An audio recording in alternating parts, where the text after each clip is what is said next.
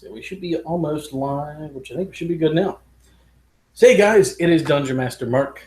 Today we are on RPG A Day 2016, Day 17. The question of the day is, what is the funniest game you have ever played in or have ever ran? Um, I had to think a little bit longer than usual for this one. I've ran some pretty funny games. I try to keep things pretty light and funny sometimes, unless it's like a really dark horror game.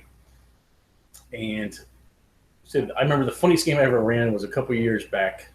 I ran a game for my wife and a couple other people, and it was kind of laid back. Some of them didn't take it real serious, so I just kind of ran with it, and we would just had fun. We just kind of whenever they would get magic items, they would have normally pluses and then negatives to the magic items.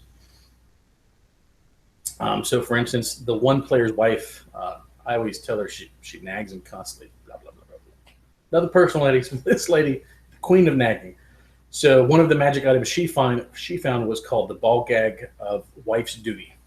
So, basically, this particular ball gag, like I said, when the person was playing it, they couldn't speak. So she was playing a paladin, which is fitting for a paladin because you always think they're going to complain and bitch and nag anyway.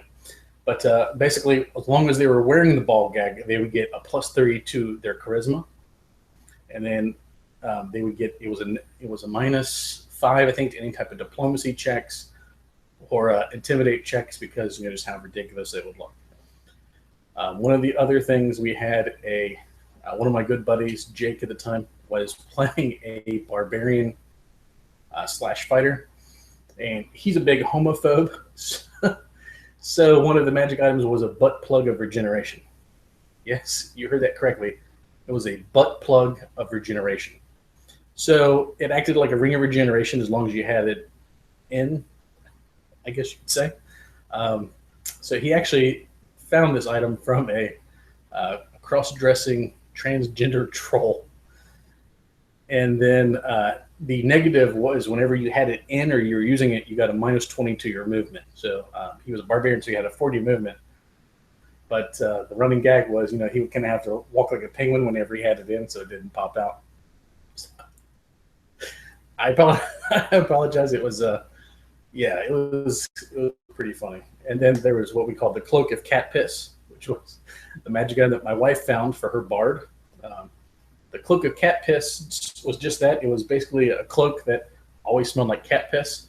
Every day you had to wring it out to get the excess cat piss out of it because it would just keep summoning cat piss. So you automatically got a +2 to your AC because the smell was so foul that anyone within 10 feet of you would smell that odor. And then you had a -2 to your charisma whenever you were wearing it. If you took it off, you would be able to either use like a prestidigitation to remove the smell, or you'd be able to wash yourself for at least 1 minute to remove the smell. And then also you would be able to use the Cloak of Cat Piss 1 time per day as a net. So that was a interesting item. There were some other items as well. There was a couple of really goofy potions. There was a potion of transgender healing. So I believe it did like 3d10 of healing, and there was a 50% chance that it would change your gender, but not all the way, just part of the way. But at the time, like I said, it was really hilarious. It was one of those things where I think towards the end of the quest, we had a transgender barbarian who I think he was human, and then he wound up becoming half elf through some type of other magical effect. And then he would run around using a great maul with a butt plug of regeneration, and it was hilarious. I mean, there was so much funny stuff happened in that campaign. It was definitely not kid friendly. So if there's any kids watching this, I hope they don't get any crazy ideas. But we had a blast. It was just one of those magic games where, if you can't take it serious, at least have fun, right?